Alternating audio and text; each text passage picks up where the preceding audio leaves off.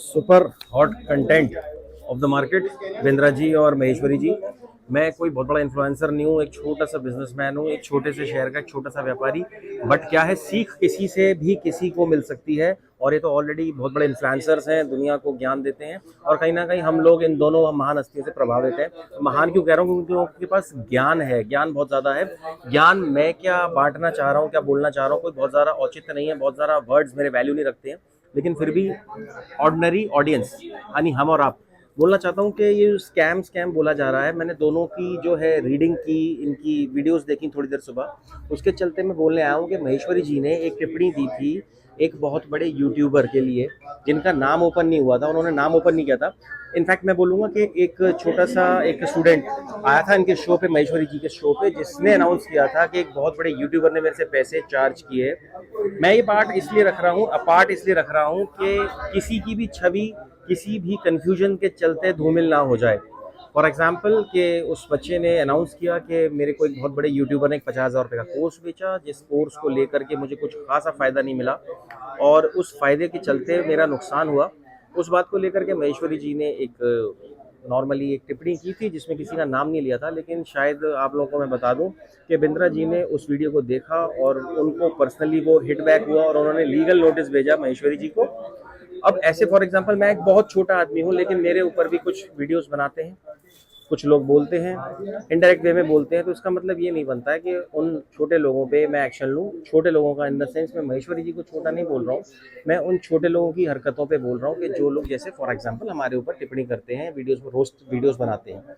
तो शायद बिंद्रा जी को ये एक्शन नहीं लेना चाहिए था, लीगल नोटिस नहीं भेजना चाहिए था। प्रीवियसली मैंने देखा था कि ये दोनों जो हैं काफ़ी क्लोज रिलेशन में भी रहे हैं, एक दूसरे के शो पे आते जाते रहे हैं।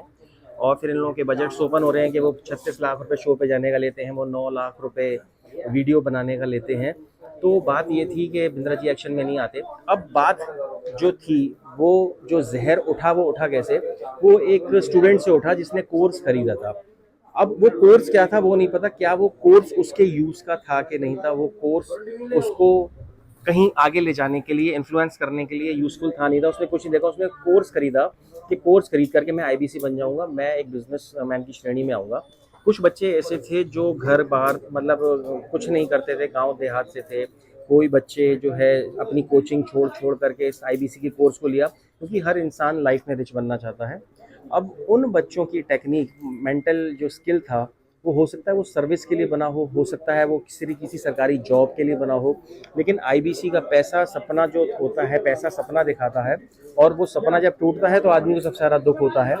अब वो वीडियो जो मैंने देखी, उसके निष्पक्ष जो मैं इस चीज़ पर टिप्पणी करना चाह रहा था कि ये प्रॉब्लम हर उस यूट्यूबर के साथ आ सकती है जो बिजनेस कर रहा है। जैसे फॉर एग्जांपल हम, अब मैं किसी को ही आईफोन बेचता हूँ, वो बच्चा सपना देख लेता है कि मुझे आईफोन खरीदना है, वो आईफोन खरीदने आता है, बट उसको आईफोन चलाना नहीं आता है। अब वो एक टिप्पणी अगर डाल दे कि यार मैं तो फलाने फलाने स्टोर से लेकर के गया और मेरे पैसे बर्बाद हो गए, मेरे मतलब का नहीं था, मेरे तो नुकसान हो गया। तो कोई भी कोर्स ले रहे हैं, किसी भी स्टोर पे जा रहे हैं या किसी भी परचेज किसी चीज़ से, फॉर एग्जांपल आपने गर्मियों के सीजन में जैकेट खरीद ली, तो आप उस जैकेट को पहन नहीं सकते हैं। तो अब आप ये टिप्पणी करेंगे कि मेरे जैकेट के पैसे बर्बाद हो गए, मेरा नुकसान हो गया, मुझे जैकेट लेने में लूट लिया गया और स्टोर पे मैं कभी नहीं जाऊँगा। आप एक्चुअल जजमेंट निकाल दीजिए, क्या वो सीज़न, क्या वो टाइम, क्या वो दौर आप लोगों के लिए सूटेबल है। एज पर एज मैं जो बात कर रहा था अभी दो ऊपर बड़े इन्फ्लुएंसर्स की, तो उसके अंदर ओवर एंड ऑल निचोड़ यही निकलता था कि इतना हाइपर शायद नहीं होना चाहिए था।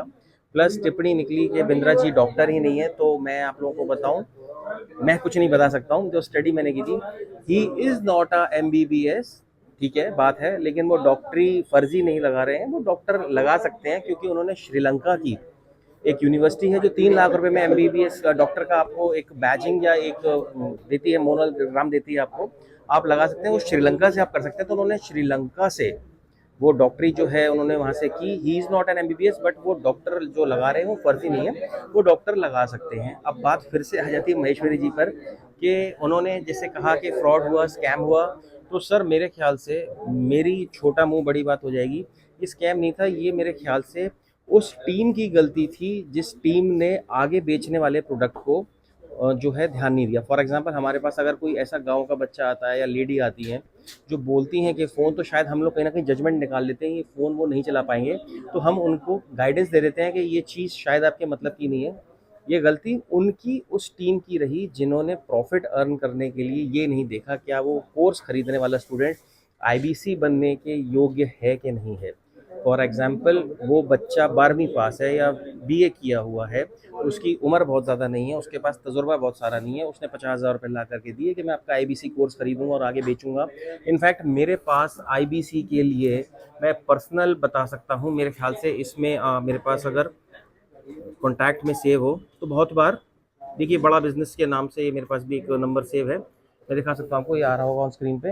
मेरे पास बिंद्रा जी के रिप्रेजेंटेटिव्स के कॉल आए, तो जब मेरा उनसे सवाल था ना कि व्हाट इज़ आईबीसी, आप मेरे को समझाओ आईबीसी क्या है, तो उनका जवाब ये था, सर मैं सीनियर कंसल्टेंट से कांटेक्ट कराता हूँ। सीनियर कंसल्टेंट जब कांटेक्ट में आया तो आप क्या करते हैं, आप कितने सालों से कर रहे हैं, वेरी गुड, फलाना टिकाना एक्स वाई जेड।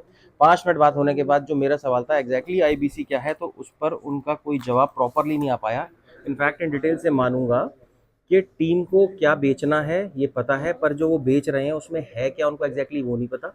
सामने वाले आदमी के पास जो चीज़ जा रही है क्या उसके लिए यूज़फुल है उनको वो नहीं पता।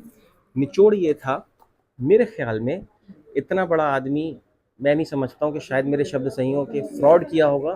वो प्रोडक्ट गलत आदमी को चला गया है, जिस वजह से उसका नुकसान हुआ है। उस नुकसान को लेकर के वो हताश हुआ है, रोया है, परेशान हुआ है, और वो एक स्कैम का नाम आया है।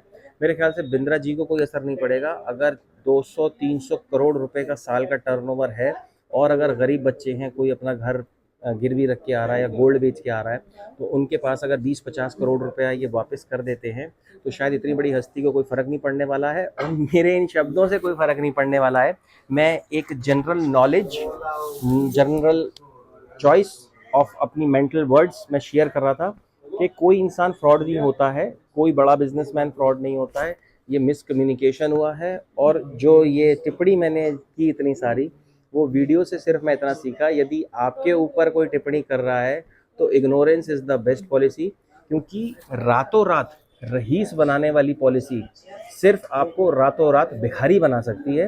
रातों रात बनने वाली the easiest richest policy is the easiest make you the poor policy. आप गरीब जरूर बन जाएंगे, आप रातों रात रईस तो नहीं बन सकते, लेकिन रातों रात रईस बनने का रास्ता आपको गरीब जरूर बना देगा।